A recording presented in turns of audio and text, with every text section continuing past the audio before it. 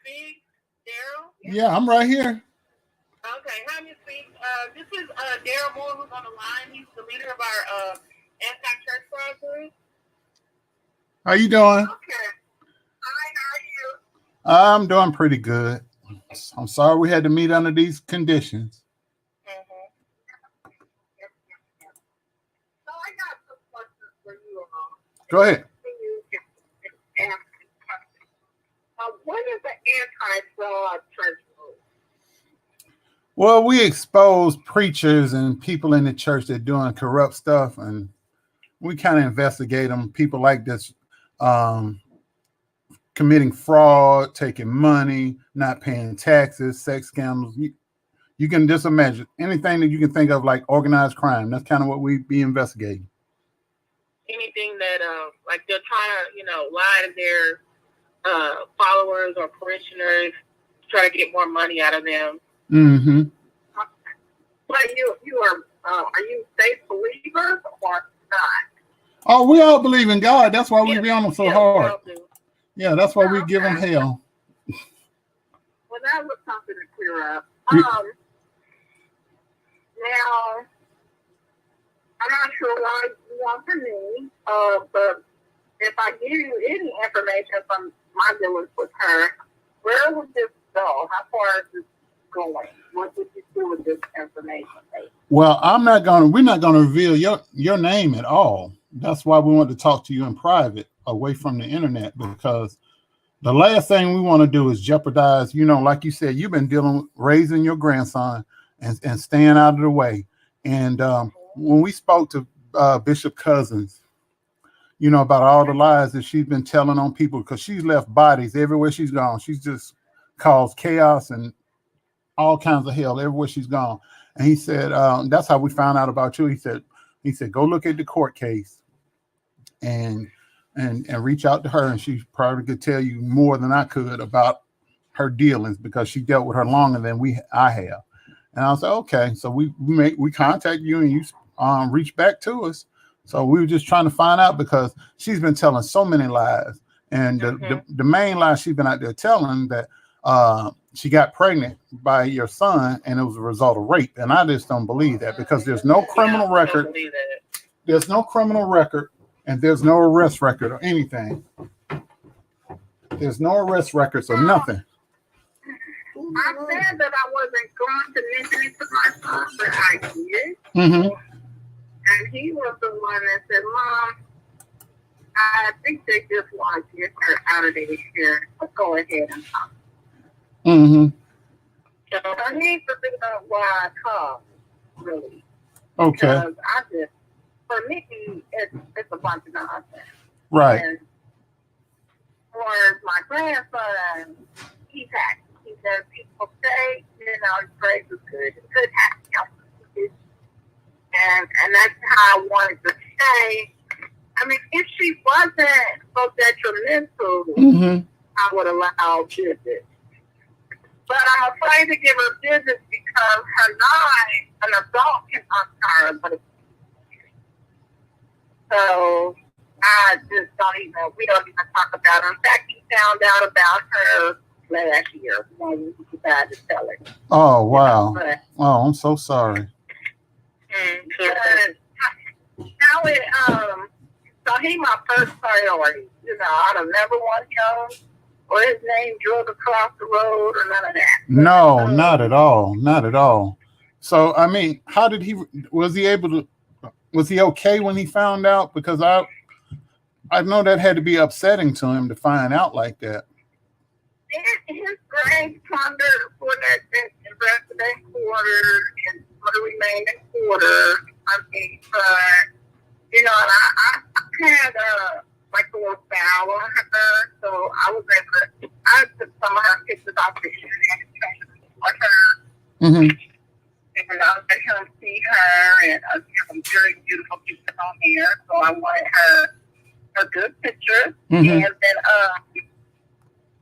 I let him talk to the man who was raising him first, who she left him with after he was born, which was Michael Henderson. Michael Henderson was raising him from the time he got home from the hospital to like So who's Michael Henderson? That's the person that was raising. He was the person when Andrea got pregnant by my son. Mm-hmm. My son was in college at the time, Mm-hmm. and she told him that it was his baby, and then a few weeks or a few months later, she told him that it wasn't his baby. Oh wow. So I had a good talk with him about the condoms and all of that. Mm-hmm. What he was, learn from your lesson. Mm-hmm. And so she put the baby on Mike. Michael Henderson he's more like an undertaker. He works for Jordan Funeral Home. He's older than my son. He's older than my son and Andrea, but he made good money. So I think he felt like I'll put the baby on him, Mm-hmm. and he'll be better off over there. Or if I go over child support, I'll be better off for him. Mm-hmm. With my age that's in school. Mm-hmm. So for a good portion of the time, Mike had the baby, and the reason why we found out about the baby was Mike had met my son. Okay, prior to the baby being born. And after having a baby for 6 months or so, the paternity test came back. Mm-hmm. When it came back from Mike, this is what Mike told me. This is his version of what he told me. Mm-hmm. When the paternity test came back negative, the reason why he took the paternity test because he was going for custody of what he thought was his child. Mm-hmm. And so, when he took the paternity test, and you have to have one in order to get custody, it came back negative. Mm-hmm. So at the point that he called Drea and told her that she needs to come and get the child. At that point, she told him that she was going to put the child up for adoption. Mm. Mike told, her name is Stephanie, that's her name. There's this Caucasian woman named Stephanie that Andrea was going around saying it was her mother, and I thought it was her mother for a period of time, and that she had a sister named Nene. Stephanie started named Nene, but her Andrea looked just alike, so I thought that it was maybe her foster mother, but it found out later on it wasn't her foster mother. But anyway, Stephanie knew my son because they worked together at McDonald's. Mm-hmm. So when Mike told Stephanie that he was going to get Dre was going to put the baby up for adoption, just one second. Mm-hmm.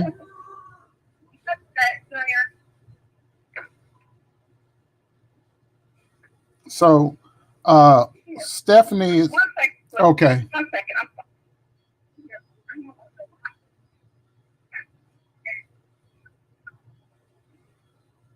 So if you said Stephanie wasn't the real mama, it was a friend. I don't know. I'm about to find out. Okay. That connection is kind of rough. I don't know right now. I'm sorry. That was That's all right. So, no problem. So who is Stephanie again? You said Stephanie was her. Turns out to be a friend of her friend's mother. So, but I can tell you all about that. Stephanie turned out to be her friend's mother, which the whole time I thought she was her mother or a foster mother because I knew from my son, my son and her grew up in high school. Mm-hmm. Okay. Although I never met her, my son would come home and talk about this young woman had a baby. But she has a son that's older than my grandson. His name is Aiden. And Aiden lives with his great-grandmother because the great-grandmother had helped her grandson get custody, and then he ended up running off leaving that baby with his grandmother. So this baby is older than Junior. He would be about 14 right now. So she has another child older than your grandson? Yeah, I met Aiden. I met him when he was little. Wait, so Aiden is Andrea's oldest? His name is Aiden Montgomery. So you got that's Andrea's oldest son? That's the firstborn child. Oh. So we thought your grandson was the oldest. So it's another one we older. thought so. No. Oh God. When she was coming to high school, my son and her was platonic friends at the time. They didn't get together until he went to college. And I guess they were friends for benefits, should be said. And then when she got pregnant, she didn't know who she was pregnant at. So at this time, she's messing with Michael. She's messing with Bishop Cousins, but I don't know that yet. And she's messing with my son. So my God. She put it on my son originally, then put it on Michael. Took it off of Bishop Cousins because at the time Bishop Cousins had a wife. Mm-hmm. Now, where we at now? So anyway, so she has a son named Aiden. He lives with his that time was like 80 years old. Grandma was 80 years old. So I'm not sure what the status is with her at this moment and with the child. But I know she had been left by her grandson to raise her great grandson by herself. But that's significant a little bit down the line. Anyway, so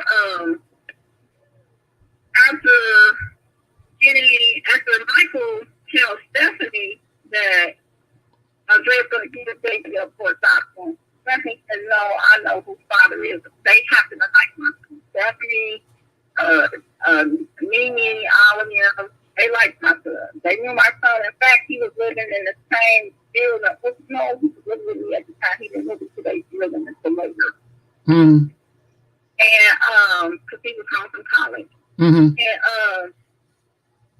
And Stephanie is the one that initially told my son about his son because the baby was supposed to be given up for adoption. So I come home from work. So basically, my son goes from a college student to a father overnight, like one day.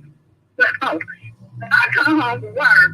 And I'm an Instagram because I come in, my son got this baby at my back table. Oh, wow. He brought the baby to the, okay. Brought the baby to the house. So the baby looks just like my son the day I brought my son home from the hospital. So even though I was behind him, I don't care what you say. I don't care what you say. You said. The baby was looking like my son. I called his daddy over like, you got a baby. And this baby was like, "Dude, and you need to get over here." And but at that time, so we get Junior. He is 6, going on 7 months, and he divorced. He makes some beautiful kids. I think he's so beautiful. So now, mind you, I don't have 4 of my own kids. I'm divorced. I got 2 twins. I got 2 sons. So I'm not really trying to raise somebody else's kid, but I'm going to help out. I'm going to help my son, support my son, and help out. So the whole idea was she was telling me that she was going to school and she was working. So at that point, I told my son, I said, "Well, I don't know what you're going to do about college because you're a man now, you have to stay here, and you need to help her. We're going to help her." So I called the babysitter that used to keep my kids. I said, "It's maintenance." And I said, "Well, the least we can do is get it back and forward to the daycare and stuff like that."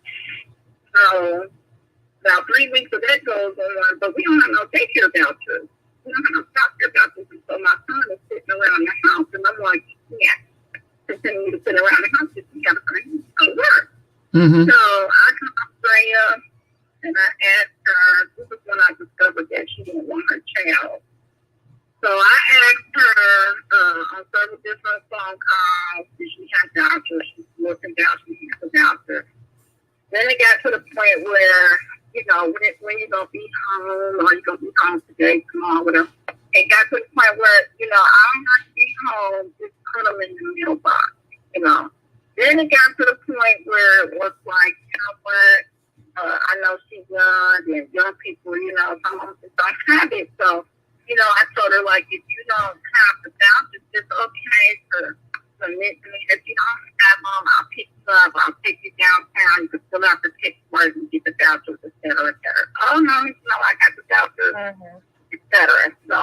okay, well, if you're going to put them in the mailbox, by this day, then we're going to have to come get it. So I came home from work, it was about to snow outside. And I didn't see the stuff because I waited 2 more days and I called her and I said, Drea, you're going to have to come and get the baby because we all have to work around here and I got to find a doctor. And honey, she went, you old bitch. And she called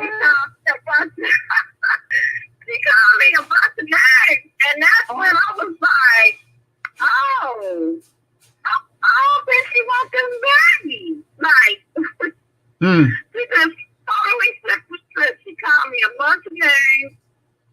And I texted her back. I got low on her level. And I told her to go jump off a bridge with her. So, so at that point, she just disappeared. Right?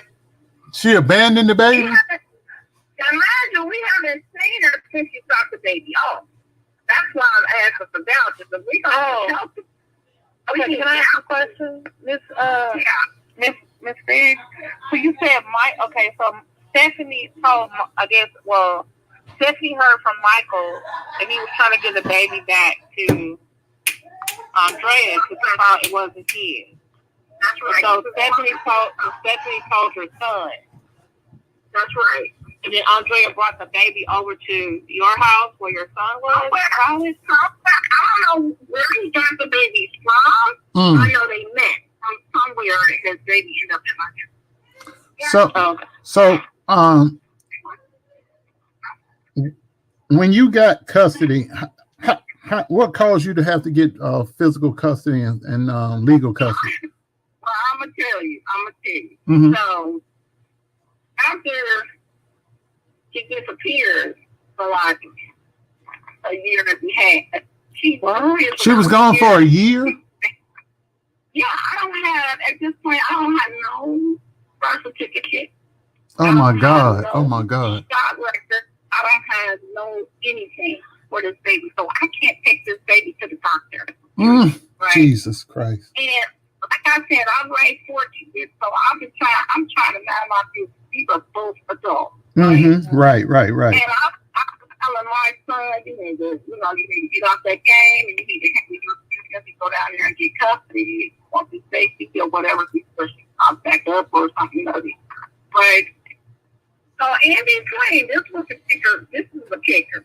In between us having this baby, she would call us from different numbers. I think at the time they had started some internet numbers. And every now and then she would call us, or she would send a text message to us. And in the text message, she would say, there's a Amber Alert out for Michael Henderson Jr. That's big. That was his name at the time. And the first time she did it, I had the baby in the back seat and I was running errands, and I said, it's an Amber Alert for Michael Henderson Jr. Well, I said, well, what's going on? I pulled over because I got the baby. Right. I pulled over, so I try to call the number back and I can't. So I end up calling the police station and I get this sergeant on the phone and I'm telling him the text message that I got, if there's anything like that, I need to clear it up, So he's asking me all these personal information about me and the daddy and the mother, and I can't answer her questions. And he hold on, ma'am, he's got an attitude, and he gets back on the phone. He says, ma'am, I don't know who's playing games, if it's you, your son, or whatever like that, but we don't have no Amber Alert for no 10-month-old baby, we could go right way, etc. And so I'm like, okay. So that was the first time she did it. Then another time she did it again. And this time was a warrant out for my son's arrest for kidnapping. Are you serious? I'm telling the truth here. I wouldn't make this up. I wouldn't even know how to make it up, and I couldn't believe it. I believe you. I'm just it's shocked. That's all. I'm shocked right now. Yeah. I never heard anything like it in my life, but it gets deeper than that. Okay, can I ask a question? Where was your son? Was he working or was he going back to college? he was at this point. He's home, and he needs to find a job. And he's not go back to college. He's a man now. He needs to help take care of his son. Right. I was working. He was babysitting because we don't have no vouchers for baby. So what? So was the warrant? Was it a real warrant that he had issued? No, I take him. She called. She sent another text. There was always few and far apart. They might be like 3 months apart, 6 months apart. So I go and take him. I take my son to the police station because I'm coming home from grocery store when I get to that. So I take him to the police station nearby to see if there's a warrant or what they go for him. And we get in there, and the officer run his name, and he like, no, you have no warrant, but you got these tickets. So I'm like, okay. So then after she's done that like 4 times, I had to learn how to go on the sheriff's website to kind of just like look it up without calling the officer or going through the police department. I had to learn how to look it up. Jesus Christ. Did she ever try to issue a warrant for you? No, not at this time. No, none of this time. This is just mind games that she's playing. These are mind games that she's running. Okay, and it's messing with my peace. It's messing with my time and all of it. But you still have to stop and make sure that she doesn't do it for real, and you don't know about it. Right. You know, so finally, like a year and a half goes by, and she called, said that she want to pick the baby up. Okay. Yeah, she said she want to pick the baby up, and she want to see the baby. She was in Cincinnati all that time. No, I don't think she was. I think she was here near God. We speculate she was between New Jersey and Cincinnati sometime. Yeah, that's what we speculate. So, Jesus Christ. So, Ms. Free, can I ask a question? Have you ever met her parents, or have you ever talked about parents? Never. I think my son said she was foster care. I never met the parents. Period. So she never was.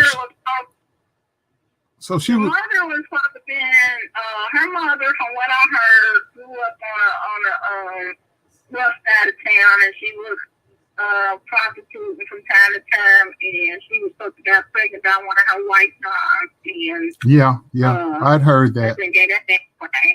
And then her mother was supposed to move out to Las Vegas and got married and had some more kids.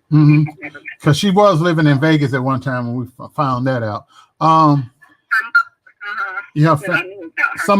She was in Vegas at one time. I don't know if she was with her mom or what, but so there was never an adoption by a minister or anything. She was claiming at one time she had been adopted by a minister and his wife. You never met anybody like that? It would be a question for my son would probably know that question, because if it was in high school. I don't know if her adopted mom, her foster mom adopted her or no, but I did hear that they were really good people. I heard that they bought her a car trying to put her through college and stuff like that, and it just didn't pan out right. Anyway, so the next segment is, so she comes popped up, and she said she wants to see the baby. So I said, my son, give him to her. I said, give him to her. Because he was tired. You know, he's been walking the floor all night. He was all wore out. He was just tired. Time don't pass now. The baby's a little older, but he's tired. You know, guys, they can't really do it by themselves. You know, and I'm working. So I said, yes to her. So she called me all day long. I mean, she was glued to your phone. She called me all day long. And so I told her, I said, I'm not at home. You know, I don't know why Jermaine's not answering the phone. I think at the time I didn't have a house phone. And I said, but when I get home, I will call you and let you know if him and the baby can see her or not. Mm-hmm. So I got home kind of late. Mm-hmm. And when I got home, prior to getting home, my daughter called and said that she was not feeling good. She had asthma. And so I knew when I got home, if I checked her, I was going to have to take her to the emergency room. Mm-hmm. So when I got home, I called her. And I told her, they are here, and, you can come by the baby. Mm-hmm. And at that point, my car was down, so my sister had brought me home. Mm-hmm. And I called my sister back. I said, I need you to come back and, take us to the emergency room or whatever like that. Mm-hmm. So she said, okay, I'm on my way back. So in between my sister getting there, Drea shows up with her. I think one was a relative and one was a friend. I don't know who they were. Mm-hmm. Well, when she gets out the car and she comes, Maine brings the baby down the back step, and we all are on the foyer, Mm-hmm. right? And I'm passing. I need my sister don't pull up. I need to get in the car or something, Mm-hmm. Get ready to pull up. I need to get in the car. I don't care about none of this. But then Julian don't know her.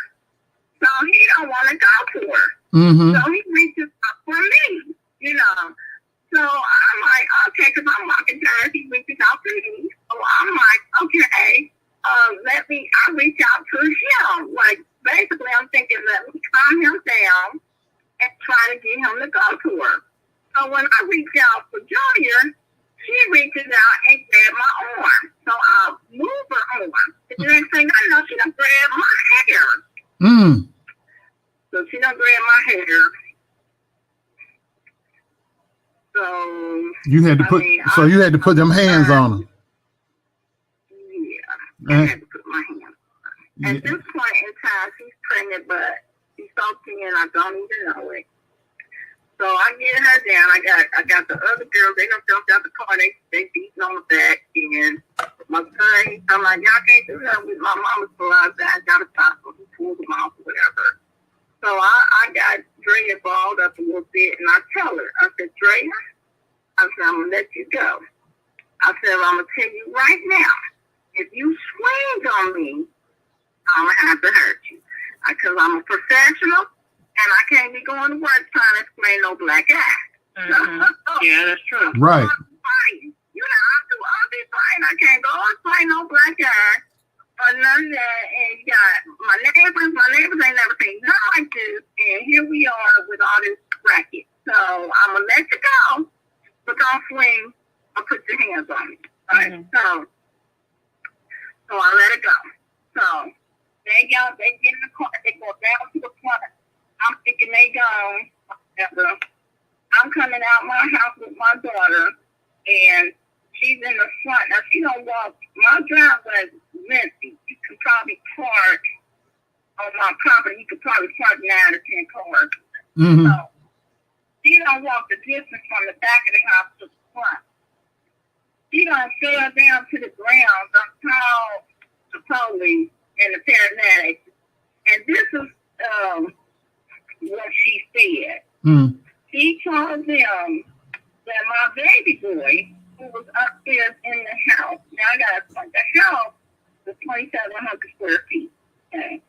And I bought it from a white guy that had a Caucasian. We say white guy down here, we're not racist when we say that, but I know other regions don't say white or white people. We say white and black. Mm-hmm. But I try to remember to say Caucasian because I live in other places. So. Mm-hmm. But I bought this house from this Caucasian man, and he did a very good job making it soundproof. Mm-hmm. So on the inside of the house, because we live on a busy street, mm-hmm. you can't hear the outside. So when all the racket was going on the outside, my baby boy, who was in 12th grade, didn't hear none of it. Didn't hear none of it. Mm-hmm. So he never comes out or nothing. So I go to the front, and the police is here, and the parents is here, and if these 2 white boys pull up, they jumped out the car. By this time, my sister's here. She's trying to figure what's going on. I'm trying to explain to her what's going on. These 2 white boys walk past me, my sister, and the police. So, and the paramedics. So they went to the back of the property, and he's like, hold on, what's going on right here? So they tell me that they wanted to go pick my baby head off. I said, what?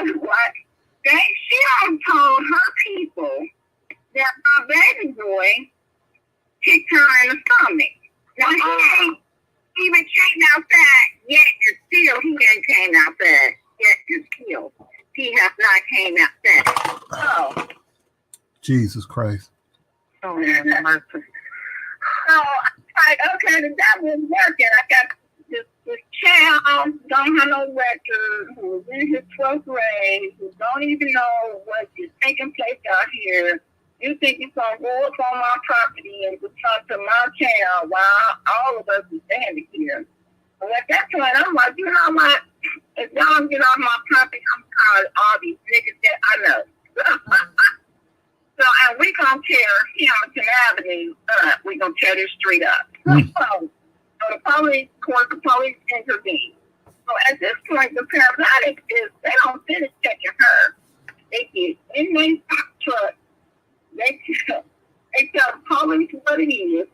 They get in the fire truck and they leave her. Okay, they say nothing wrong with her. Ain't nothing wrong with her. Mm-hmm. So they get in the fire truck and they leave her. The police talked to me and my son, and I remember that man said, "If I can't man boy, you so did his son." He told my son, and I shook my head. I said, "You still here?" And he said, "Okay." I said, I'm gonna escort her on out or whatever like that. And honey, she went to what's your police badge number, all of this stuff. She took all that information down. Mm-hmm. Okay, so my son, he leaves. Everything's calm. I go ahead and take my daughter to the doctor and all of that. And I wasn't ready for what was coming next. So, oh Lord, I need a drink. You said a bottle of wine. I'm trying to sum it up. It's someone. It's okay. Just go on and tell me, because my God, she is pure evil. She is pure evil. Next thing I know, she done came to my house. She done put a warrant out on me. Said I jumped her and beat her at my house. And she trying to put a warrant out on my baby boy. Saying that he kicked her in the stomach and etc. And I told the police, I said, well, she gonna do all that. I need to put a warrant out. One at my house or whatever. I need to put a warrant out on her friends, or whoever they were, because they done came up here and that's what my situation. So the officer says, we're not gonna allow her to put a warrant out on your son. Or we're not gonna allow you to put a warrant out on her people. He said you can put a warrant out on her, but not on her on her people, because we're not going to allow her to put a warrant out on your son, because we told her that she needs to bring up evidence from the hospital, from a doctor saying that she was injured due to my son kicking her in the stomach. And the officer said, as of now, that's been 3 days ago, we haven't gotten anything. So I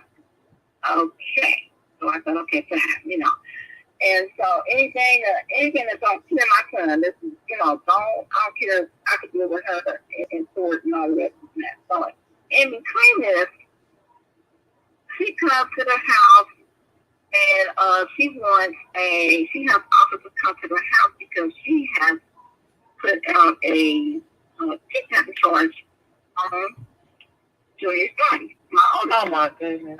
Jesus Christ.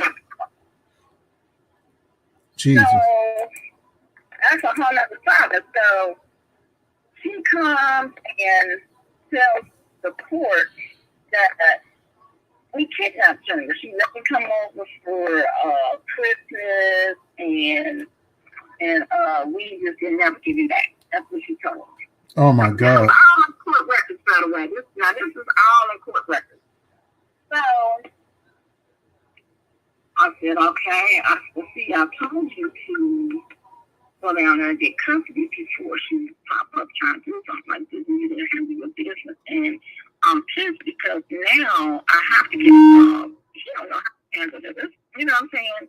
And I'm not going to let you come over here after you've been, raising a baby and we don't know where the heck you've been at. And you want to, she's not charged by somebody because my son don't have no records on that. So now I have to step in.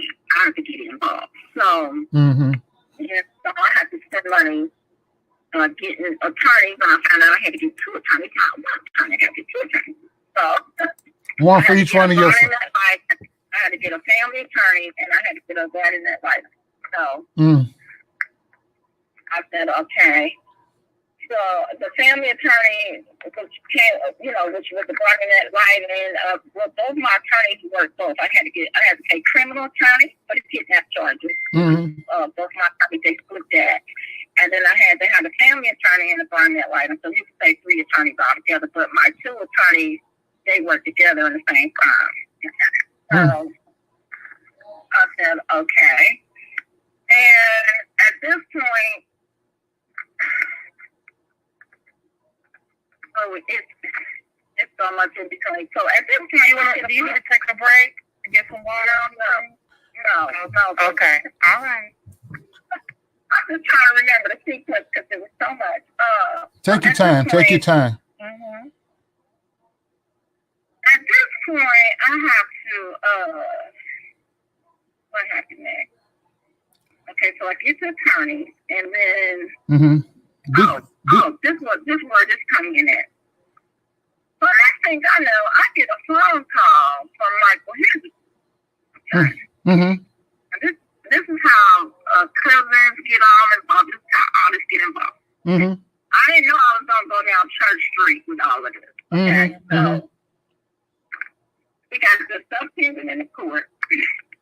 And I'm dealing with my attorneys and stuff. And so I get a call from Michael Henry, who would call me from time to time. I would let him see the baby because he was attached to the baby. You know what I'm saying? So I was trying to help him bring this stuff off the baby and stuff like that. Because he don't have any children. He still don't have any children. So Mike called me. He said, is something wrong with the baby? And I said, no, what's all this wrong with him? And he said, well, when the last time you seen him in today? I said, well, I got the baby right now, and, today, that's what. So I said, why? What's going on? And he said, well, Drea, he said what was that? It wasn't Twitter. What was out before Facebook? What was that one? MySpace. Maybe MySpace or something, I don't know. But anyway, so he said, well, it's all over the internet that the baby died. I said, huh? Oh. So he said, well, the baby is, I said, the baby died. He said, well, she's not saying those words exactly, but she's making it as if the baby has died. So people are giving condolences. And I'm like, well, no. I'm like, no, it ain't nothing wrong with the baby or this and that. So Mike tells me that because he works for Colin Jordan. Colin Jordan Funeral Home. He says that he was off that day. The phone calls came into him. He said his job called him and said, Mike, we giving your condolences or whatever like that. And he said, what do you mean? He said, the baby just had blah, blah, blah. So that's when Mike called me. So at this point, I couldn't figure out why he wanted him. And I had asked a couple of, my clients that were older women. And I was like, before all this happened with the Howard Jordan and all of that, I asked them, I said, well, why does she want him? Because she got another baby that's being raised at his 80-year-old woman. So she wanted help out. She needs to go get him and help with him or whatever like that. Because I thought several times about trying to get him, but I decided my place was full. So, anyway, my older women, one of them said she was killing. That's what they said. She said what? This was before. Well, I'm sorry. What did you? I'm sorry. What did you say? Hold on. One of my other clients, Cassandra Robinson, she's done the Black Family Reunion here, which is a major event. She's done it for over 30-something years, and she's a person of recognition here in this city. So I asked her, I talked to her, and I confided in her what was going on, and I was like, I don't understand why she won. And she said she would kill him. She would have something happen to him. Maybe she got life insurance or something on him. And I had never thought about that, right? So when she said it, like my stomach had a pit of, my stomach started hurting in the bottom of my pit. And then when I finally talked to my mom about it, and her and Cassandra was about the same age or whatever, so when I finally had a chance to talk to my mom about what was going on or whatever like that, she turned around and did the same thing. She said she would kill him. She would, make it like it was a drowning or not watching like it. So now I got two older women saying this. So I'm anointed out now, as the kids would say. I'm like, really? So I'm like, oh my God. So then, after I confide with these older women, then I get this call from Michael saying that it's all over the internet that he's supposed to be deceased, the baby. Okay. So Michael said that somebody came up to the funeral home to verify the baby's body from the church. Victor Cousins? Yes. When I called the director of the nursing home, his name was Michael something. I can't remember his last name. I mean, of the funeral home, his name was Michael something, but I can't remember his last name. The owner? It was the owner. It was the owner. Michael somebody. Yeah, it was the owner. So, he the owner? Okay. Well, I didn't know that. So, I called him, and I asked him. I said, because now we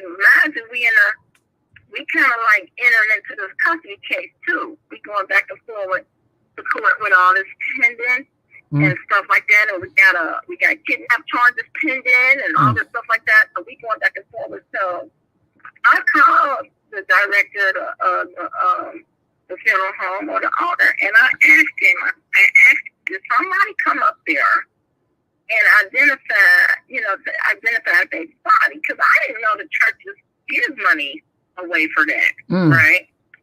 So I called the church first. I asked the church what's the procedure. I didn't tell them who I was. I just told them if I needed, pay for what the procedure is. And they told me that they first have to go to the funeral home and identify the body and verify that it's a body there, and then they write the check to the funeral home or whatever. So I think with her being young and her having an affair with Bishop Cousins, I think that she thought that she can just say this and that she'll just something like that. Because you got the board too that has to release this money, and you have to have the paperwork.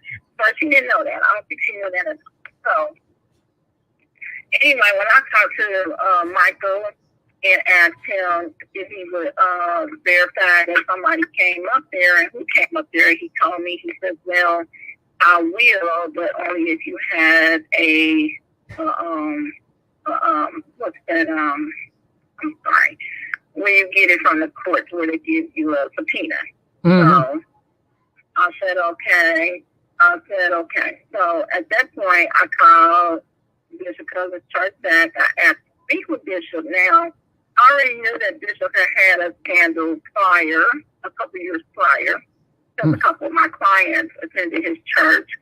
And I'm not interested in any drama or in exposing a past or whatever. That's not my place, right? But at this point, I am interested in not getting this baby, allowing this baby to go into her hands, because I understand now that she might want to do some harm to him.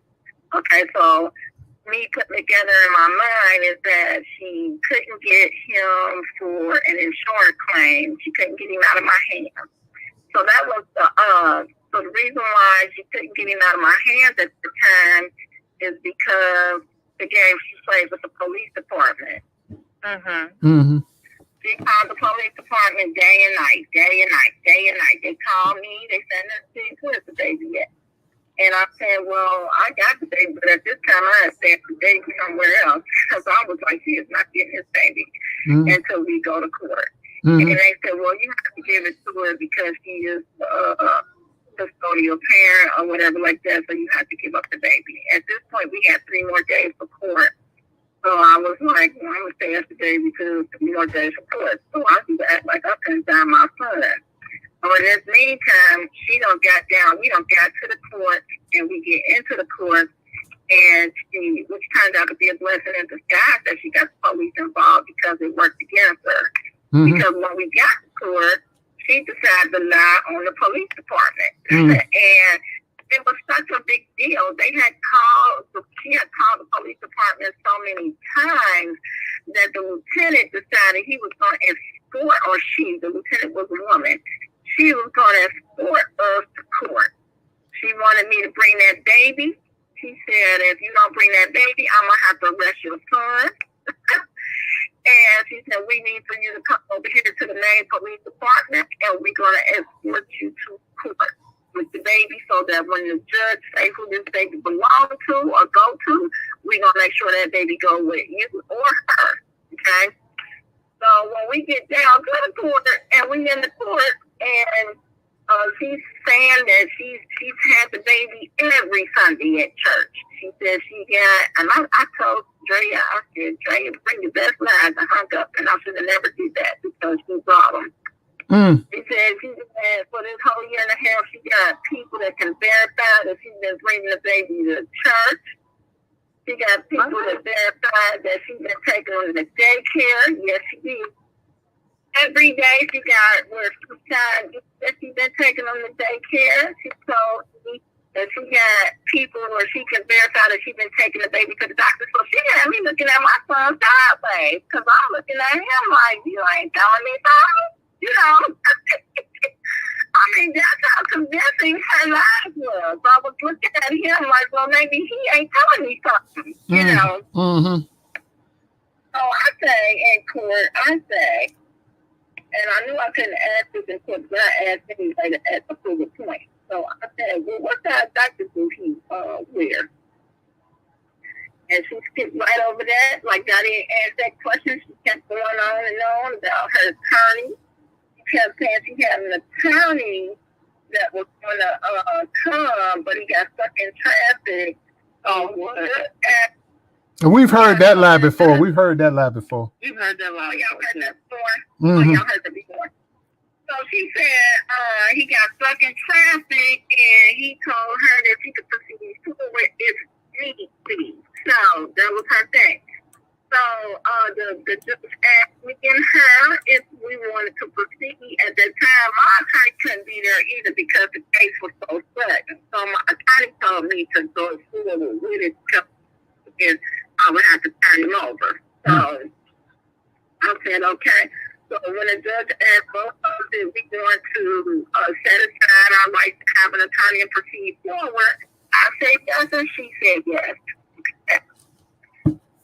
When she bursted out in court, she bursted out because he wanted her to do I'm getting ahead of myself. At this point, he asked the police department, what were they doing there? Right? So, because they standing in the back of the room, so he asked them, what are y'all doing there? It was like 3 of them. So they told the officer, the judge, that they were there to make sure that whatever he rules, the baby goes with the right person. So at this point, she goes in full-time lying on the police department saying that she saw her baby and kidnapped, and they could call her back for 27 days. And when I tell you the lieutenant and those people, they kind of read it in a beat. They was so mad at her, and they said, Your Honor, that's not how we handle kidnap cases. When we get a kidnap case involving a child, we jump on it right away. She has never called us and told us her baby was kidnapped, etc. And when she did call in and put the kidnap charge, we got on it right away. So at that point, the judge said to her, to the lieutenant, well, who do you think that this baby is best with? Okay. And the lieutenant said, well, I I've been in this big house which they had came to my house. I invited them in. They sat down and we talked. And I just let them know, honey, I ain't trying to raise nobody else's kid. I got time. So, and to Andrea Garrison's house, and we feel like the baby right now at this time is best off with this kid. So that's when Dre up and got loud and belligerent with the judge, and then the judge asked her if she wanted visitations and stuff like that, and she stormed out the courtroom before she would get visitation. So then he sent out the bailiff to go get her because she was in the hallway making a bunch of noise. So the bailiff tried to get her to come back in so they can move forward with this visitation. Okay. And she decided that she didn't want no visitations, that she kept going. Okay. So then. So she walked off. She walked off. Oh my God. So then next thing I know, we get another date to go to court because she don't now lie and say the judge violated her rights. He made her without an attorney.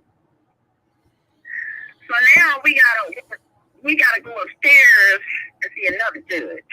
Okay, so we 30 days later we in court for that. So we go upstairs to see another judge. And let me tell you something, she's never on time for court. Never on time for court.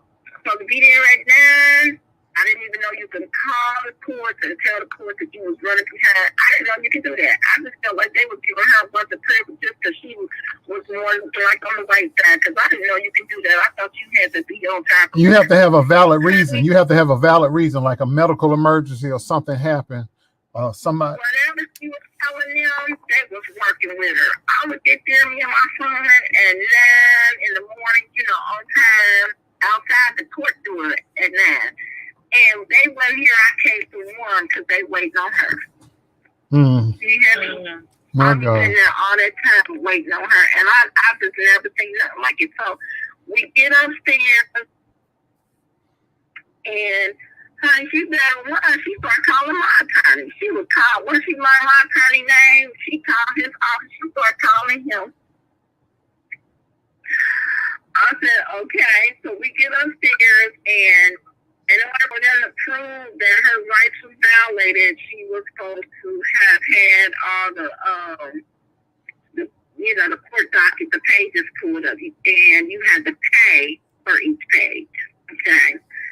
So she claimed that she didn't know she had to pay for each page, so they pushed it out for another 30 days.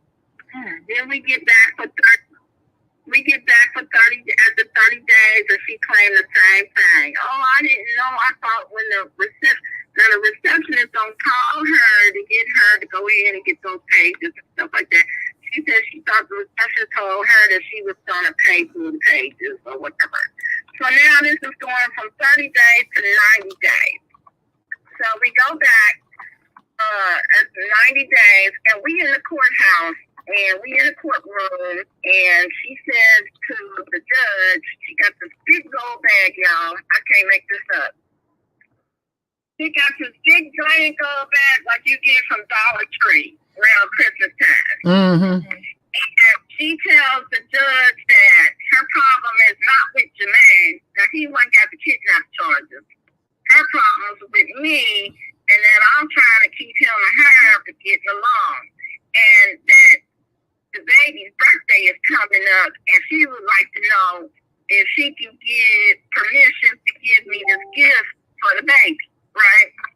So I'm like, the judge looks at me and say, well, could she give you the gift? Now she's like, that's my mother. Now she's talking about Stephanie. And that's my sister, Nene, Stephanie's daughter. And they haven't seen Bud either. She started crying and everything like that. And I'm sitting there and I just want to blurt out in court that ain't her mother or her sister, but that's not professional. She's keeping him from my family, getting to know my family. So I'm looking at her and I'm steaming on the inside, but I know I can't show it on the outside. So she comes over to give me, I said, yeah, she can give me the bag for the baby. So So she puts this big bag on the side of the desk where I'm sitting at. Okay. Now, mind you, we also been to court for the assault charges. They dropped mine. They still got hers, $5,000 warrant out, and they're not, she missed court. And I tell the bailiff, like, she got a warrant out for arrest or whatever. At this point in time, I'm pissed, so I want to see her get arrested. Mm-hmm. They were not arrested. So I'm like, oh my goodness, I haven't seen nothing like it.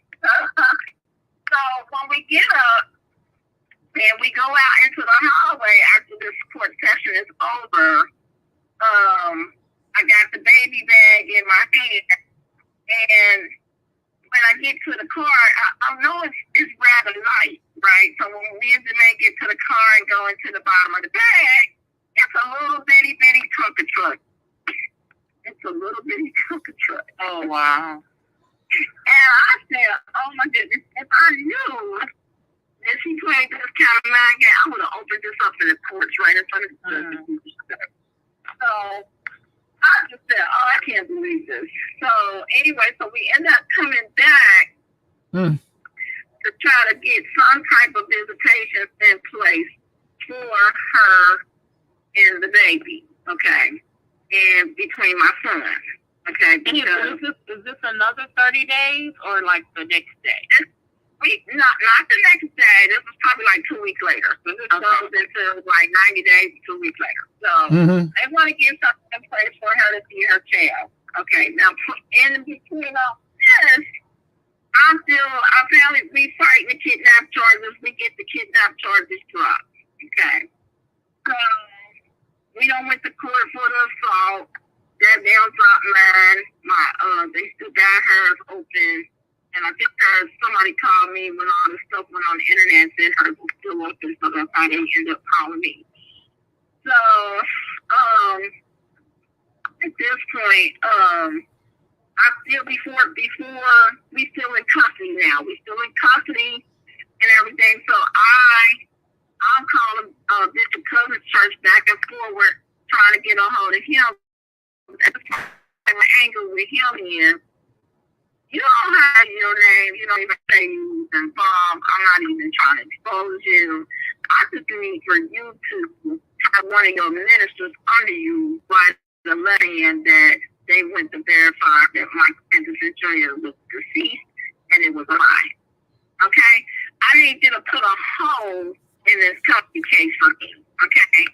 So, but I cannot get him on the phone. So I went to his church. I went to Bible study. I went to Sunday service. I put on my best Sunday clothes and went and set up in there because I'm like, he's going to talk to me before it's over with, right? So finally, I talked to my attorney. I said to my attorney, look, I said, do we need this to win this case right now? Because if I got to throw this pastor on the bus, I will, right? I got things to my club to save my grandson. I'm really not trying to do that.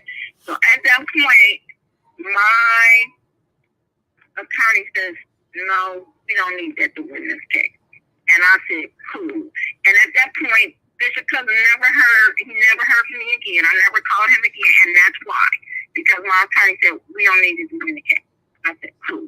So, and at that point, so we go back to the judge upstairs to get visitation set. So when we go to get the visitation set, they actually are trying to set it up where the rules was it couldn't be at a family member's house and nobody else could be there. He could, like I couldn't be there. None of her friends or family could be, none of her family or nothing like that could be there. Only the person whose house they set it at. So they asked if we have any mutual friends, and I'm like, no, nobody like us, and nobody like us. So, so they ended up setting a visitation for Stephanie's house. The woman who was actually a friend, not a mother, okay? They set it at Stephanie's house. So me and my son, we agreed, right? But now I know we just got kidnapping charges dropped. I know I'm dealing with a liar, but you're going to tell me that my son got to go over there into their element and be by himself than her.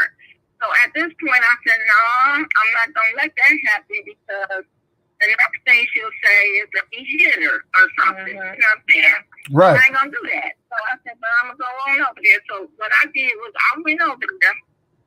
I took my lawn chair, I took me a book, I took my junk rope, and I took me a big giant cup of water and an umbrella, and I camped out on the sidewalk without a car.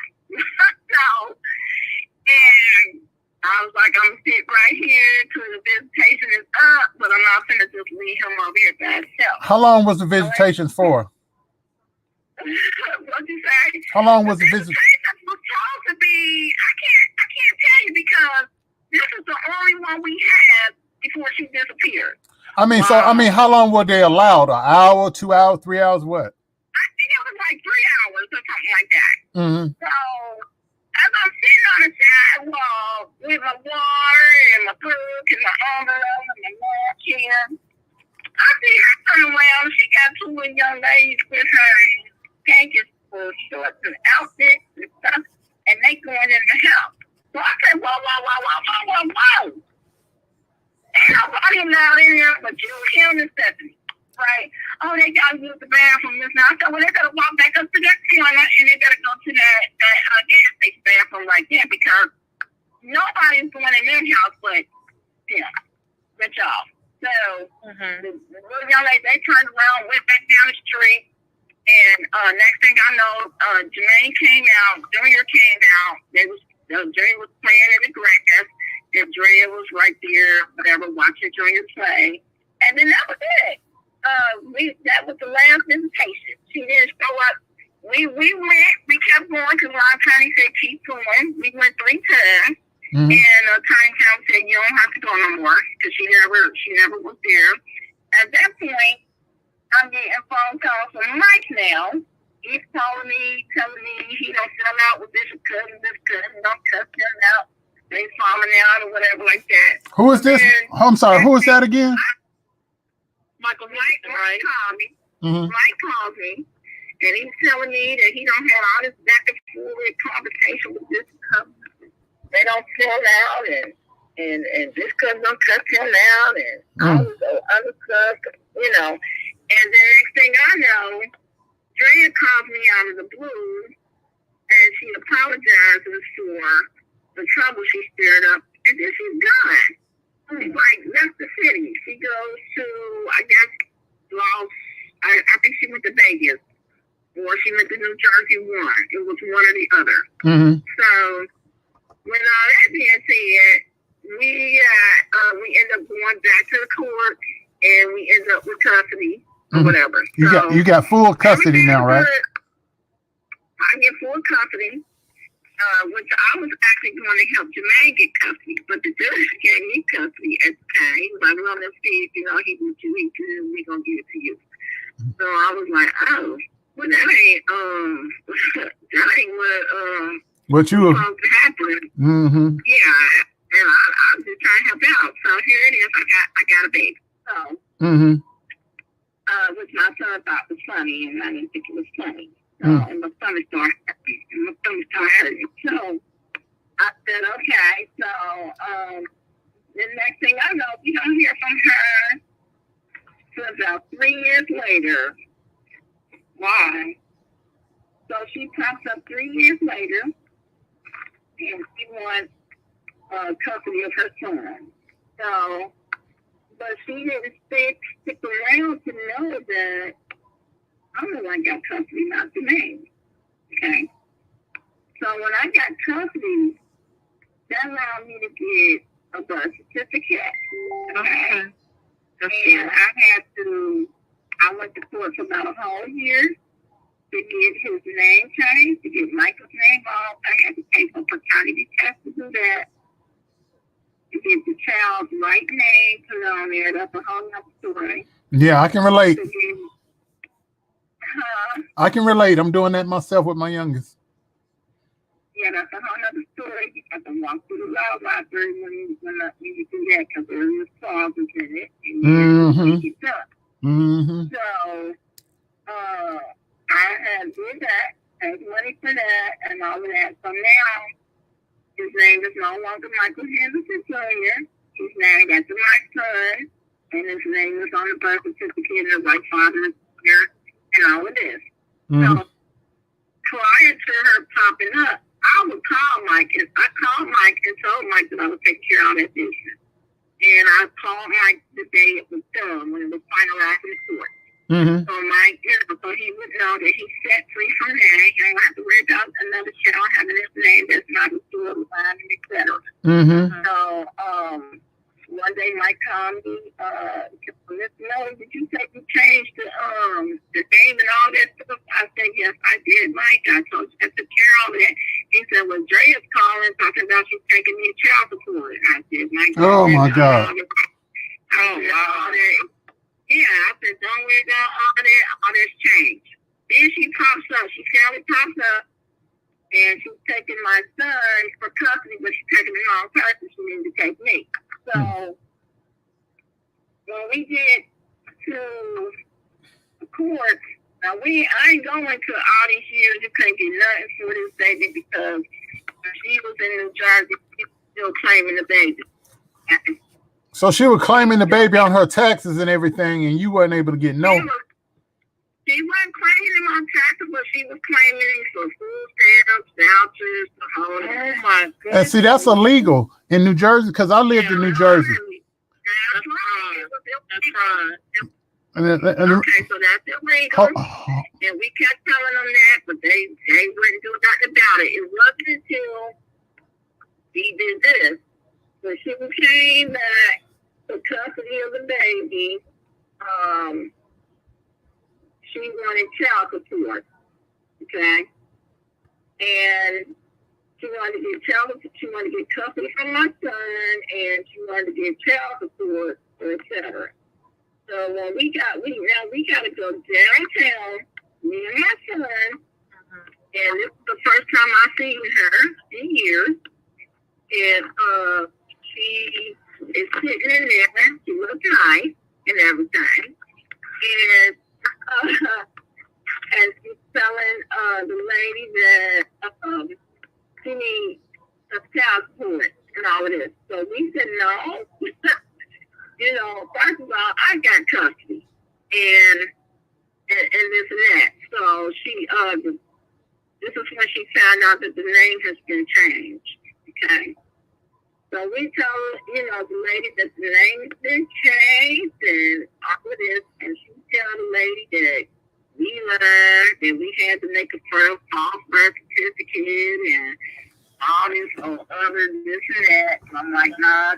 What she tried to do was she tried to take Mike for child support, because she thought that Mike was actually on a birth certificate. So she was going to hit Mike up knowing that he was not the father. So the first time she called in and said, I'm taking you for child support, that was just a threat. But the time she popped up, she had actually tried to take Mike to child support. But the birth certificate had been changed. So he had to take us. But on the flip end, she ends up in that lady's office. She ends up having to pay child support. Okay. Because, and then she turned around and said to the lady, well, Miss Jamela makes more money than I do. She makes more money than both of us. So, why would I have to pay her child support? And that lady told her, she said, wait a minute. She said, this is not Miss Jamela's responsibility. She said, this responsibility ain't nobody but yours, me and my son. Yours and my son and his. She said, yours and his. Y'all two supposed to be taking care of this baby. So she ended up telling a sad story. Now, mind you, before we sat down, before we could get here good, she talked about how she got to get married to this guy in the military. The father of her last two kids. Yeah, the father of her last two kids. Okay.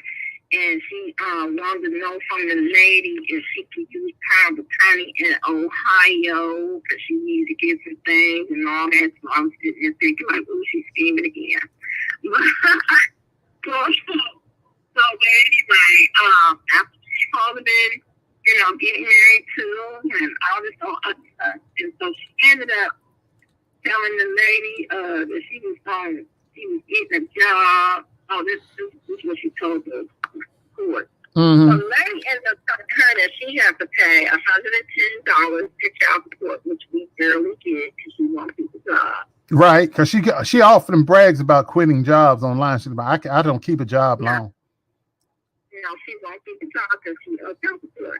And we barely get it. Every she's got a job, we might get it. Okay. And then we end up going to court before the custody hearing. Mm-hmm. Anyway. And it was underneath my son. And I remember her turning Patricia. Her name was Patricia somebody. And she came to me in the hallway and she said, you know, people change and this and that, and it's just revenge for everything that she did before. You're trying to get revenge. And I looked at her. I said, damn. I said, first of all, I won the mass court hearing, is what you need to know. And I don't have revenge. I said, but you need to ask her, maybe if this is revenge from the last time she lost. I said, and I will tell you that what you need to do is you need to do your background on her before you decide you want to continue representing her. That's what you need to do. Mm-hmm. And I walked up. I said, oh, and I told her, I said, you know what? I said, I know things happen when people are young, people do things, they make mistakes and stuff like that. I said, has she popped up here and said, Miss Big, I was young, I was making mistakes, I was sorry, or whatever like that, I would like to be in my son's life. I said, therefore, she might have would have had a chance. I said, but when she popped up here with lies again. Mm-hmm. Mm-hmm. So, you did your research on her, and then I walked out, told her to have a good day. So when we go back to court, Mm-hmm. we finally get to court, and when we get in there, before anything, my son already got a screenshot because he was mama, Drea in New Jersey. I said, when? He's like, I got a screenshot this morning. She talking about it's a beautiful day out there. I said, you're kidding me. He said, no, I got the screenshot. When we get down to the court, I'll show you. So we met up and get to court. I looked at the phone. I said, really?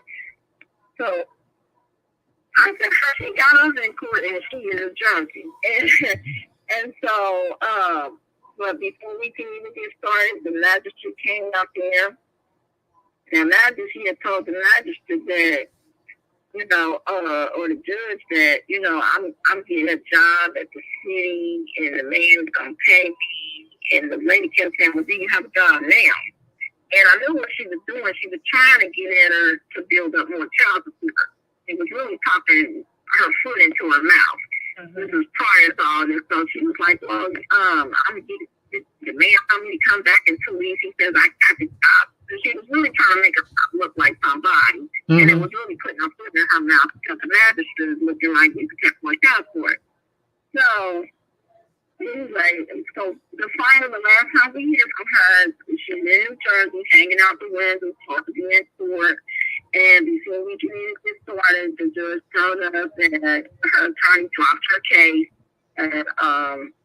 And she said, now this is the same person that told me that she was getting a job and that she was going to be working for the courthouse and all this stuff. She said, so the next time she bothers y'all, I'm going to make sure she stands before me. And that was the last time. That's the last time. That's the last time. What year was that? That was, let's see. Like 2012, maybe? It might have been 7. It might have been 7. I think he was about 7 years old. So that's about 3-4 years ago then. Yeah, it ain't been okay, like 2016 maybe? Okay. Mm-hmm. So, you do realize because she was using, claiming your grandson to get benefits in New Jersey, they are required when there's a child involved. The child has to have a physical examination. They have to physically see the child before they would allow that. So that was fraud she committed. Right, they told my son because he reached out to when he tried to get benefits and all that stuff too. I think it was a little more into that. Mm-hmm. They told him that she had a child out there that she said was the baby. So she. He came home and told me that she had. I said, "What you do, boy? Somebody else's child." And she said that baby was Junior. You know, so I don't know. I didn't even worry about it. I didn't worry about it. Nothing should be a surprise for me. You just wanted her out your way. That's all. Yeah. Mm-hmm. Yeah, I don't. He don't. You know, it was sad when I first realized that she didn't want the baby. I cried, and then I thought, hey, you know, how could you know, abandon your baby, and he's a really beautiful baby, and she just don't want him. And I just kept looking at him like, she don't want this child. Mm-hmm. You know what I'm saying? And so, you know, at that point, you know, it's sad. If she's on drugs or nothing, I don't know what she's dealing with. I haven't ever heard that she had any molestation or nothing like that. I just think she needs to be delivered. And I don't have no sympathy for Bishop Cousins because he knew from the first time of dealing with her. First of all, he was too old for her. He was past and he was married, and you knew that you was putting the mojo on this young girl. You know what I'm saying? And you knew that you was gonna be all clothed up into her emotions and everything like that. You can lie to her and say you're gonna leave your wife and all of that, or whatever the case was. But when the situation happened with me, him, and her, and all that stuff blew up like that, I just knew that he had learned his lesson and went on and left her alone. So I was shocked to get phone calls on the recent outbreak that they were still messing with each other. Apparently, they went and picked each other up again, found each other again, or whatever like that. And so I was just. Well, that's according to her. That's according to her. We can't believe nothing she says now. You know, according to her. You can't. No, you can't. No, you can't. I mean, if he did, I mean, you know, it looked like it because from what I seen, the pictures on the beach and the little kid, the kids, he was in the background. So it looked like something going on there. But, I mean, but you can't stop that he married somebody else because you've been playing the role of side chick for a long time. And you're not a 20-year-old no more. So. Now, how is your son doing now? My son doing? How he doing? He's doing great. He's back at school. He works for the energy company. Thank God. He just good. Thank the Lord. He's just moving up his education, and he's not surprised by none of this. He still has all the. He said, "Mom, I took out all the text messages, all the screenshots, and he said I got them in the folder. He said I got all the messages which told me to get custody, don't call me no more, and this all other stuff." He got everything. So I said, "Okay." So she was. You have to do that with her, yeah. Yeah, you have to keep everything with her, because she's even told people that I was violent and I was threatening to kill people, and she was afraid of me. And I have no romantic involvement with this woman at all. I've never met her. When she lied on Victor Cousins and said he had videotaped them having sex and the whole scandal, you know, I had her come on and I let her tell a story. She lied about some legislation and then stuff just didn't add up. So we started investigating. And that's when we found out about her outstanding warrants for, and evictions and check cashing, writing bad checks and fraud and all that. And then when we talked to Bishop Cousins, he said, you need to speak to the grandmother of her child. And the truth, you will hear all the truth you need. And that's how we got in touch with you. Because he said that lady will tell you the truth. A mess. And she know not to come my way. I'm not afraid of her. I will deal with her legally. But she know not to come my way for real. Right. I am so contacted you since that time in court. No, she knows not to come my way. Not even a card, not even any child support. I am so sorry you went through all that. But they take it. If she's working, they take it. If they can get it. If she works long enough. But it's $110 and we can't get it on a regular at all. Okay. Well, she's engaged. She's found her a new sugar daddy now. He's a 52-year-old Jewish man. Well, God help him. Yep. Yeah. And she claiming she pregnant by him now. She's claiming she's pregnant with him, but we're not sure about that because He doesn't know anything. He doesn't know anything about you. She was pregnant and Hold up, Kim. Hold up. all of a sudden later on, I'm sorry, Darryl. He doesn't know. He doesn't know that about your grandchild, and he doesn't know about the other one. All he knows about is the youngest two that she does keep, because they were by the young man that was in the military. So she is stringing him along and running her game on him now.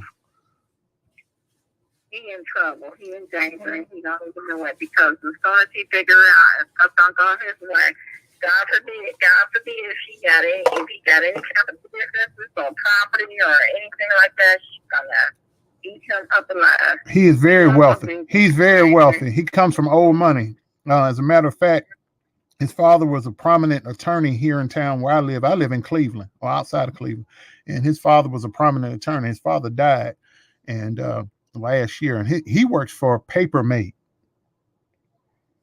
So yeah, they live in Lower Manhattan. They live in a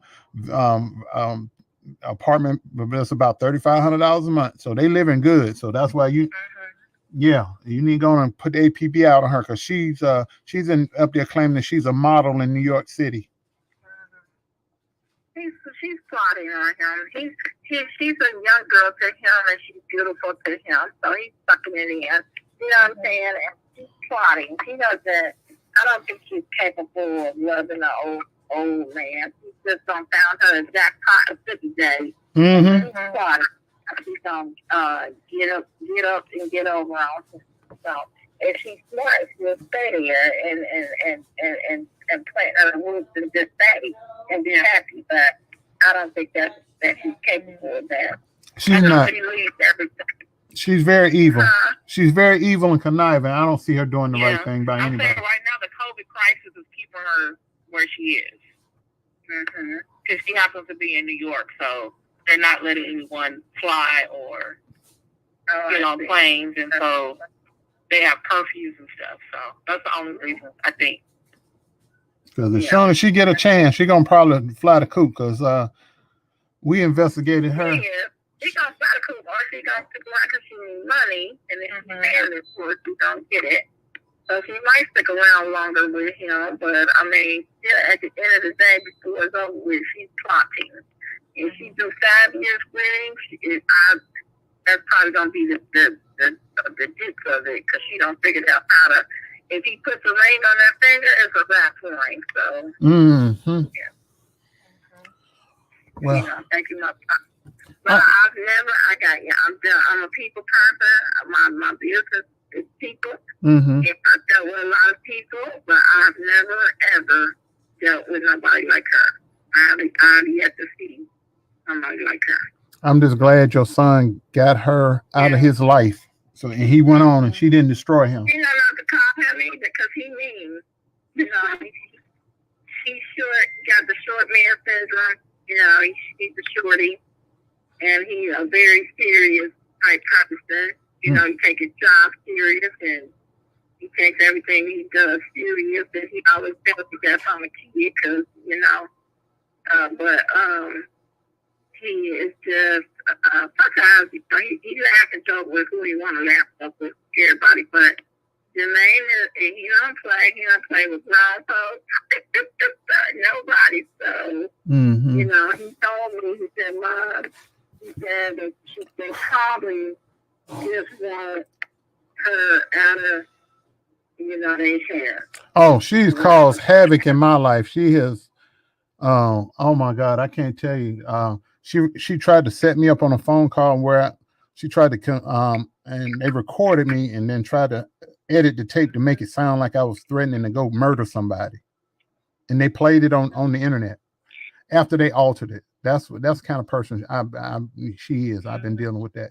I mean, yeah. So I've had my wits in with her, all because I found out she was a liar. Everything that comes, like you said, 90% of everything that comes out of her mouth is a lie.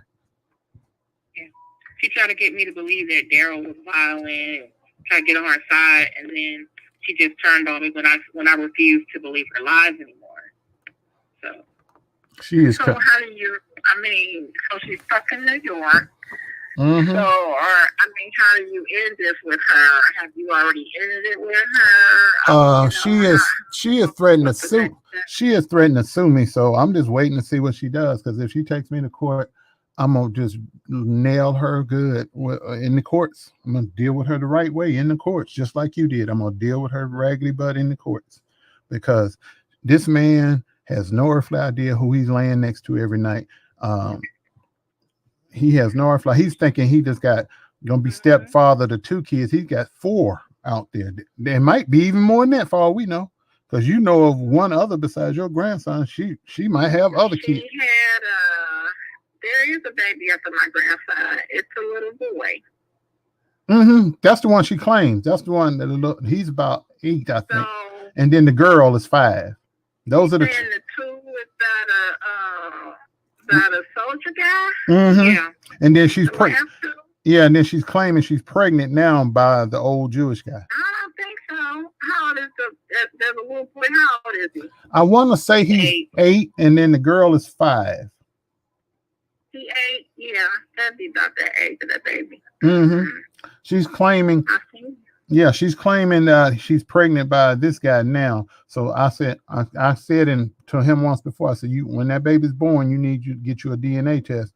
And I said, while she's pregnant, you need to get an ultrasound to make sure if she is in fact pregnant. And once that baby born, you need to make sure that baby yours. Because she's been attached to some very prominent preacher that was pimping her out to other preachers. That's how she got attached to Victor Cousin. This guy was pimping her out to Victor Cousin, but they was in a sex ring, and we uncovered it. Yeah. So is that what's probably been going on when she was of young age? Because Stephanie the one told me he was picking her up from the neighborhood. He was picking her up when she was a teenager. He was picking her up. Wow. That might be it, because are you sure it was him or not another man? Could have been another. No, she told me Stephanie didn't keep nothing, but she didn't. Her friends, that she called her mother and friends, they didn't keep nothing from me. They told me everything that they knew about it. So they the one. That's how I knew she was messing with him before. When she was in high school. Well, let's put it this way. See, Jermaine was fresh off the college, so it would have had to be high school. Because Jermaine was fresh off in his first year of college when she got pregnant. I said, before she got pregnant by Jermaine, she was messing with Mike, and she was messing with Bishop Cousins. So yeah, she would have been 18, 19. I don't know. Oh, so your son and Andrea were in classmates. So she had already just graduated high school, or just stopped going. Did she graduate, or did she just stop going? Did she graduate? I don't know. I would have to ask Jermaine that. He would know. So, I know she in a yearbook, but I think I got a picture. What high school was it? They went to Mount Healthy. They would have graduated from Mount Healthy. Mount who? Mount Healthy. Oh, that's right. Y'all not from here. I live in Ohio. I live right outside of Cleveland. So. It's in Cincinnati, but it would have been Mount Healthy High School. Yeah. Mm-hmm. Yeah. So she, I feel bad for the guy. I don't know how to warn him. He's not capable of. I don't believe he's capable of really being sincere with someone and having a meaningful relationship with someone, even at this age. So it's partying and he's for a roller coaster ride. So she's actually the same age as your son, or a year apart? Now, I know they're close in proximity. I don't know if they're exactly the same age or a year apart. I never even asked them all of that. I just know that through high school, he was counseling and helping her out because he told me. And I got, my friend, he was telling different things about what she was supposed to be going through with a foster parents and that she had a baby and things with hospital. So they had been friends for a couple of years before it came about. Mm-hmm. I don't know when a rape was supposed to occur. So I'm like, well, rape. Mm. I'm like, rape. I will not. No, that's the lie that she was putting out there. That's why I decided to call you. No, I don't think that wouldn't make any sense. I mean, because there would have been an arrest record if that would have happened, a court case. Yeah, they was in the hospital and he was helping her. And it also was a real family story. He was oldest and he had to help with his sisters, and he had to raise his baby brother. And then he had, because I worked a lot, and then he had other siblings on his dad's side, and I would come home and find babies in my bed, so I didn't know because he was going to get them. He was always trying to bridge the gap between his sisters on his mama's side and his brothers and sisters on his daddy's side. He did a good job at that. Well, I don't want to hold you. I'm sorry all of that happened to you. My God. Yeah, me too. I'm so sorry. My God. So, but right now he hasn't tried to take you to court or nothing. I hope she never comes back. I know that's sad to say, but your grandchild much better with her out the picture, an adult, and he want to sit down and talk to herself. But now, no. Yeah, that would be up to him. But then he would know how to just decipher a lie from the truth.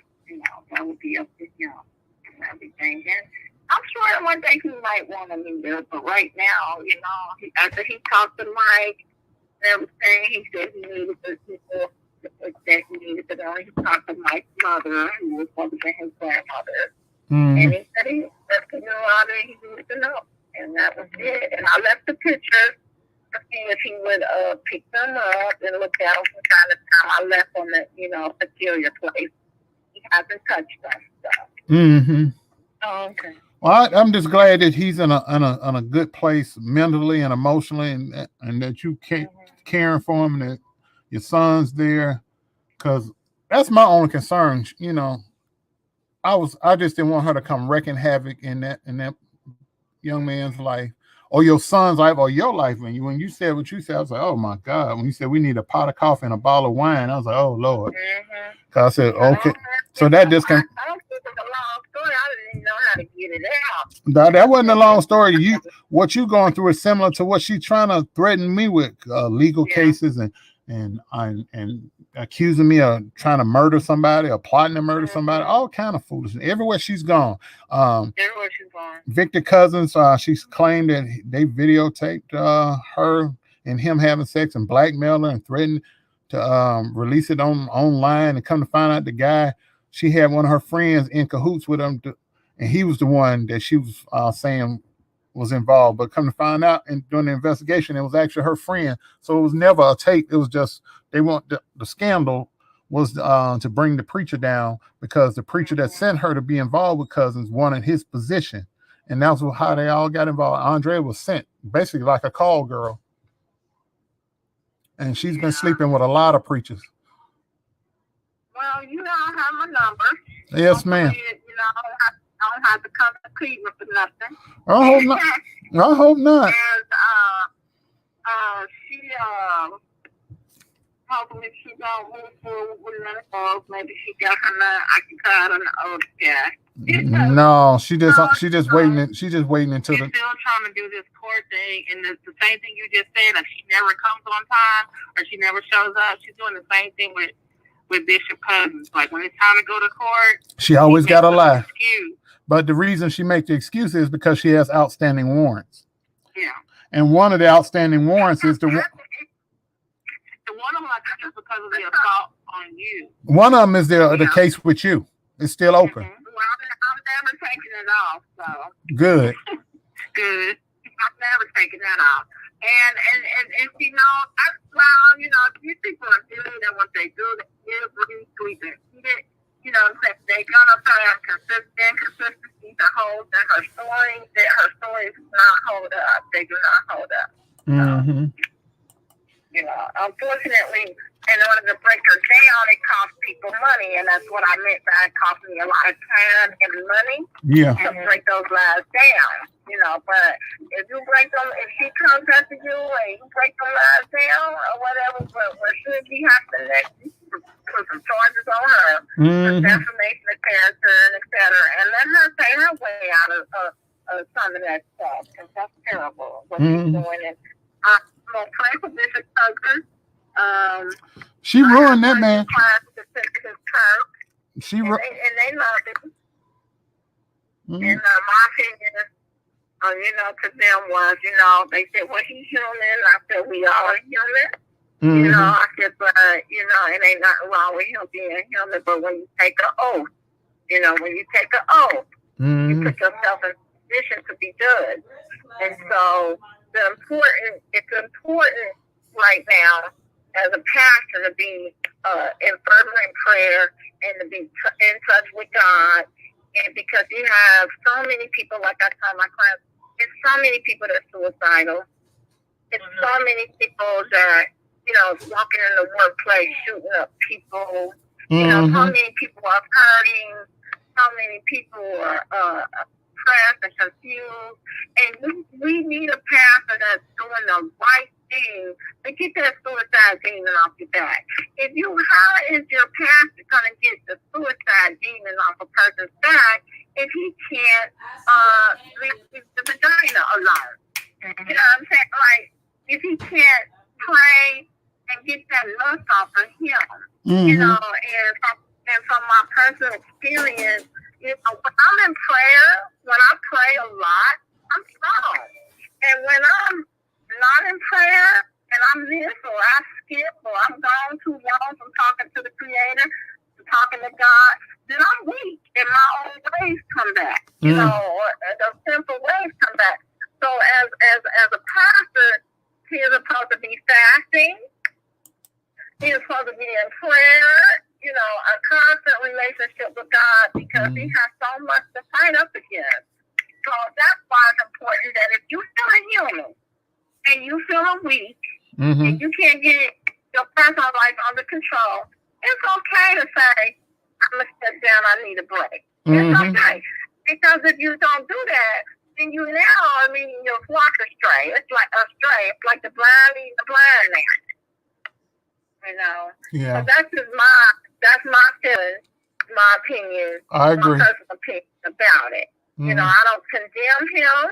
You know, I don't think he should be in this situation, because we are human. We all make mistakes, and knowing the type of person that he's dealing with, you know, at some point, you know, consequences and stuff will come. You know, she was young. You've been doing this and getting away with it for a long time.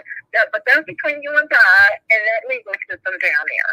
You know, but so I don't do it to person, you know, and that's why I said it's not my job to expose nobody or nothing like that. I don't have time for all that drama. But God, you know, it's real out here. The devil is running rapid, and it's real. And we need real pastors to uphold their oath. Really do. At this time. I'm just like I said, I'm just glad that you were able to step in and take care of your grandson and give him a safe and secure environment. I'm just sorry this all happened to you, and I will never mention you publicly or anything. I just wanted to hear the background, so I know. Yeah, well, we never mentioned that. You know what the gender of the child is. Nothing. Never named nothing. We want y'all to be at peace, like you said. You want a peace over there. Well, I just want to leave you alone. I just want to leave y'all alone, and the farther away she is from y'all, the better. Well, I'm sorry that you encountered her. I really am, but I'll deal with her. She'll be dealt with. And she can't lose. She'll be dealt with. Yeah, she's gonna be dealt with, but the right way, just like you did her the right way. You did things the right way when you could have just tore her tail up and sent her packing, but you dealt with her in the courts the right way. Unfortunately, it cost you a pretty penny, but now I know that she ain't got pot no wonder. I ain't worried. She just okay then. All right, y'all be blessed. I'm about to go eat my dinner. Okay, you go take. Send me your cash app. Can you tell me now or text it? Let me see. Just text it to Andrea. Text it to text Yeah, text you it can to text it to us. All right. Okay. All right now. All right. You have a good evening. Have a good dinner.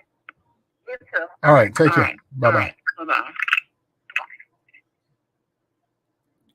Damn. God. Damn. Damn. I told you.